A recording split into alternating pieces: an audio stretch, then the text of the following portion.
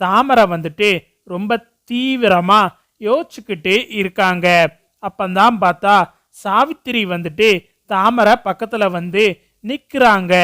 சாவித்திரி வந்து நிக்கிறத கூட கவனிக்காம தாமரை யோசிச்சுக்கிட்டு இருக்கிறத பார்த்துட்டு, ஏய் தாமரை, என்னடி நான் வந்து நிக்கிறது கூட தெரியாம அப்படி என்ன யோசிச்சுக்கிட்டு இருக்க அப்படின்னு சொல்லிட்டு சாவித்திரி கேட்கவும், எம்மா நீ எங்க போன? நான் உன்னை காணோம்னு சொல்லிட்டு எவ்வளவு நேரமா தேடிக்கிட்டு இருக்கேன் தெரியுமா அப்படின்னு சொல்லிட்டு தாமரை சாவித்திரி கிட்ட கேட்கவும், ஏண்டி இங்க பக்கத்துல தோட்டத்து வரைக்கும் போயிருந்தேன், இப்ப என்ன அப்படின்னு சொல்லிட்டு சாவித்திரி தாமரை கிட்ட கேட்கவும், நீ நல்லா தோட்டத்துக்கு போனப்போ இங்க என்னென்னமோ நடக்க தெரிஞ்சிச்சு அப்படின்னு சொல்லிட்டு தாமரை சொல்லவும், என்னதுடி நடக்க தெரிஞ்சிச்சு அப்படின்னு சொல்லிட்டு சாவித்திரி தாமரை கிட்ட கேட்கவும், எம்மா நீ பாட்டுக்க தோட்டத்துக்கு போயிட்ட, இங்க நீ இருக்கேன்னு நினைச்சிட்டு நான் உள்ள குளிச்சுக்கிட்டு இருந்தேன், டவல் வேற எடுத்துட்டு போகல. குளிச்சு முடிச்ச பிறகு எம்மா டவல் எடுத்துட்டாமா, எம்மா டவல் எடுத்துட்டாமான்னு நான் கத்திக்கிட்டு இருக்கேன். கொஞ்ச நேரத்துல டவலும் கைக்கு வந்துருச்சு. வெளியில வந்து பார்த்தா நீ இல்ல. சரி, டவல் எடுத்து கொடுத்துட்டு நீ போயிட்டேன்னு நினைச்சு நான் பாட்டுக்க ட்ரெஸ் மாத்திக்கிட்டு இருந்தேன். அப்பந்தான் பார்த்தா ஜன்னல் கிட்ட ஏதோ சத்தம் கேட்டுச்சு. சரின்னு சொல்லிட்டு கதவை திறந்து பார்த்தா இந்த போஸ் நிக்கிறாமா அப்படின்னு தாமரை சொல்லவும், அடியே என்னடி சொல்ற அப்படின்னு சொல்லிட்டு சாவித்திரிய பார்த்தா தாமரை கிட்ட அதிர்ச்சியா கேட்கவும், ஆமாமா அவன்தான் எனக்கு டவல் எடுத்து கொடுத்துருக்கான் அப்படின்னு தாமரை சொல்லவும், என்னது அவன் உன் ரூமுக்குள்ள வந்தானா அப்படின்னு சொல்லிட்டு சாவித்திரி கேட்கவும், ஆமாமா அவன் ரூமுக்குள்ள வந்து எனக்கு டவல் எடுத்து கொடுத்தது மட்டும் இல்லாம நான் ட்ரெஸ் மாத்துறத கதவு ஓட்ட வழியா மறைஞ்சி நின்று பார்த்துக்கிட்டு இருந்திருக்காமா அப்படின்னு தாமரை சொல்றாங்க. என்னடி சொல்ற?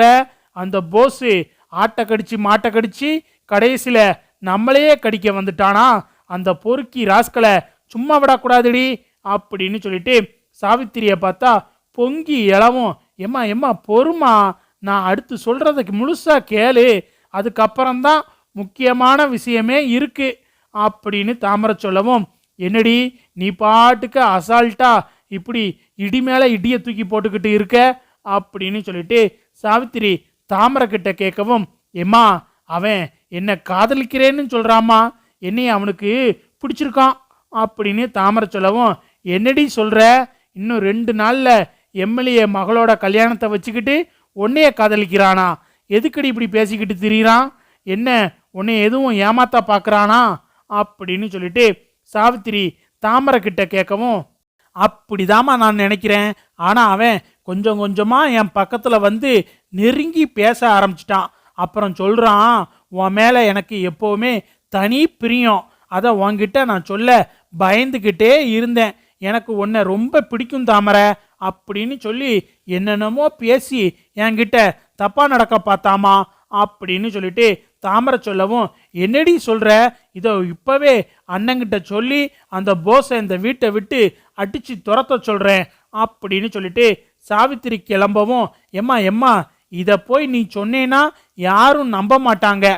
ஏன்னா இந்த கல்யாணத்தை நிப்பாட்டுறதுக்காக அம்மாவும் மகளும் சேர்ந்து ஏதாவது திட்டம் போடுறீங்களான்னு சொல்லிட்டு ஈஸ்வரியத்தை அப்படியே நம்ம பக்கம் திருப்பி விட்டுரும். அதனால இதை ஆதாரத்தோட தான் நம்ம நிரூபிக்கணும். அதுக்கு இந்த போஸை நம்ம வழிக்கு கொண்டு வரணுமா? அதுக்காகத்தான் நான் அவங்கிட்ட என்ன பேசினேன் தெரியுமா? எனக்கும் உங்களை பிடிக்கும் மாமா அப்படின்னு சொல்லி வச்சிருக்கேன், நானும் உங்களை காதலிக்கிறேன் மாமா அப்படின்னு சொல்லியிருக்கேன். அவன் இந்த மாதிரி என்கிட்ட தப்பா நடக்க முயற்சி பண்ணாமா, அதுக்கு நான் இடம் கொடுக்கல. அவனே ஒரு பொம்பளை பொறுக்கி, அந்த பொம்பளை பொறுக்கி கிட்ட போய் நான் சிக்குவேனா? நீங்க போங்க மாமா, இப்போதைக்கு இந்த விஷயம் வேணாம். எங்க அம்மா இல்லாத நேரமா பார்த்து உங்களுக்கு நான் ஃபோன் பண்றேன், அப்ப நீங்க வாங்க அப்படின்னு நான் சொல்லி வச்சிருக்கேம்மா. அப்ப சரியா அவன் வருவான், என்கிட்ட தப்பா நடக்கவும் பார்ப்பான் அப்படின்னு தாமரை சொல்லிக்கிட்டு இருக்கும்போது, ஐயோ உன்கிட்ட தப்பா நடந்துட்டா அப்படின்னு சொல்லிட்டு சாவித்திரி பதறவும், எம்மா பதறாதம்மா, அவன் என்கிட்ட தப்பா நடக்க வரும்போது சரியான நேரத்துக்கு நீ வீட்டில் இருக்கிற எல்லாரையும் கூட்டிட்டு வந்துடணும்.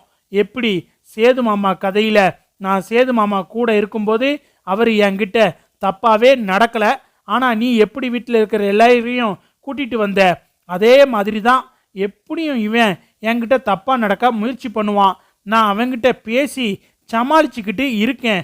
அந்த நேரத்துக்கு சரியா நீ வீட்டில் இருக்கிற எல்லாரையும் கூட்டிட்டு வந்துடணும். நானும் போஸும் ஒன்னா இருக்கிறத பார்த்துட்டு அந்த எம்எல்ஏவே இந்த கல்யாணத்தை வேணாம்னு சொல்லிட்டு தடுத்து நிறுத்திடணும். அந்த எம்எல்ஏ பொண்ணு இந்த போஸ் முகத்துல காரி துப்பணும். இந்த ஈஸ்வரி அத்தை எல்லாரும் முன்னாடியும் அசிங்கப்பட்டு தலை குனிஞ்சு நிக்கணும். இதெல்லாம் நடக்கணும்னா நான் சொல்றத நீ செய்யுமா அப்படின்னு சொல்லிட்டு தாமரை சாவித்திரி கிட்ட சொல்லவும், சரிதாண்டி தாமரை, நீ நல்லாவே திட்டம் போடுற, நீ சொன்ன மாதிரி நடக்கணும்டி. அந்த போஸும் ஈஸ்வரியும் எல்லாரும் முன்னாடியும் அசிங்கப்பட்டு நிக்கணும்.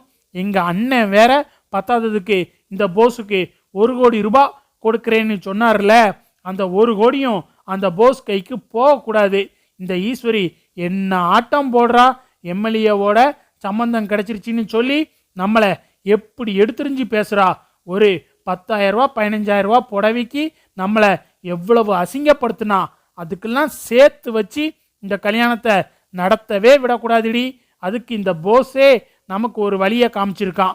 நீ சொன்னபடியே அந்த போஸை வரவையே, அவனும் வரட்டும், உன்கிட்ட தப்பா நடக்க முயற்சி பண்ணட்டும், அவனை கையும் களவுமா பிடிச்சி எல்லாரும் முன்னாடியும் அவமானப்படுத்தி இந்த கல்யாணத்தை இதே காரணத்தை வச்சு நம்ம நிறுத்துறோம் அப்படின்னு சொல்லிட்டு சாவித்திரி தாமரை கிட்ட சொல்லவும், சரிம்மா இங்க பாரு, இந்த விஷயம் உனக்கும் எனக்கும் மட்டும்தான் தெரியணும், வெளியில இருக்கிற யாருக்கும் தெரியக்கூடாது, முக்கியமா அந்த ஈஸ்வரியத்துக்கு தெரிஞ்சிடவே கூடாதுமா அப்படின்னு சொல்லிட்டு தாமரை சொல்லவும், ஆமாண்டி, உனக்கும் சேதுவுக்கும் கல்யாணம் நடக்க போற கடைசி நேரத்தில் வந்துட்டு அந்த தமிழ்ச்செல்வியோட அப்பன் ஃபோன் பண்ணான்னு சொல்லி அந்த ஈஸ்வரி உன் கல்யாணத்தை நிப்பாட்டினால, அதுக்கு பழிக்கு பழியா இந்த போஸ் கல்யாணத்தை நம்ம நிப்பாட்டுறோம், ஈஸ்வரிக்கு கிடைக்க போற 1 கோடி ரூபாயை தடுத்து நிறுத்துறோம் அப்படின்னு சொல்லிட்டு சாவித்திரியும் தாமரையும் வந்துட்டு போஸோட கல்யாணத்தை தடுத்து நிறுத்துறத பத்தி திட்டம் போட்டுக்கிட்டு இருக்காங்க. இந்த பக்கம் பார்த்தா இது எதுவும் தெரியாம போஸ் வந்துட்டு தாமரையை நினைச்சு கனவு கண்டுகிட்டு இருக்காரு.